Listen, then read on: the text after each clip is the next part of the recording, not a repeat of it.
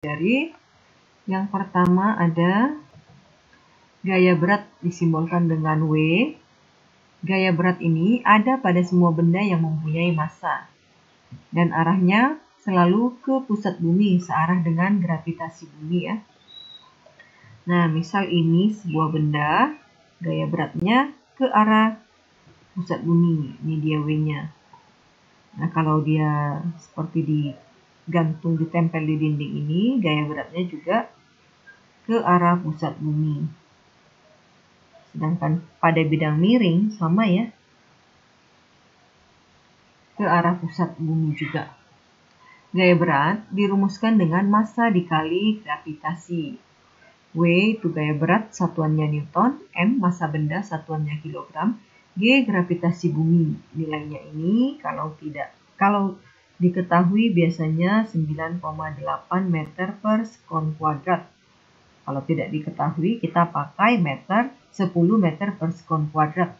Dibulatkan ya supaya lebih mudah perhitungannya. Ini gaya berat mg. Kalau pada bidang miring nanti akan kita proyeksikan ya yang searah dengan bidang sentuh.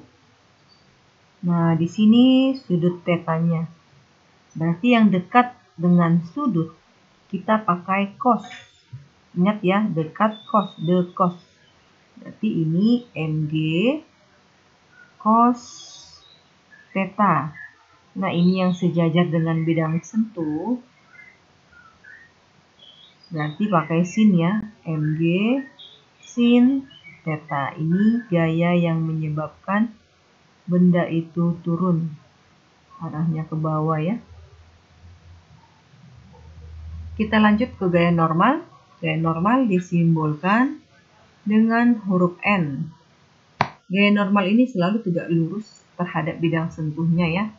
Kalau bidang sentuhnya di bawah seperti ini, maka gaya normalnya akan lurus ke atas karena dia tegak lurus dengan bidang sentuh di N-nya.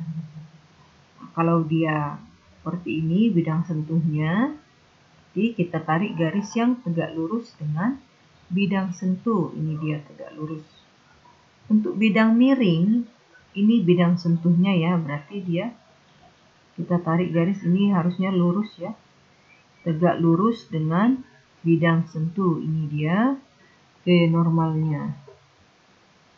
Gaya normal juga dirumuskan sama dengan massa dikali gravitasi bumi. Ini dia keterangannya ya. Kemudian gaya normal sama dengan mg ya. Yang searah dengan bidang sentuh, ini akan kita proyeksikan juga tetanya di sini. Berarti yang dekat dengan sudut, de cos, kita pakai cos ya, mg cos theta.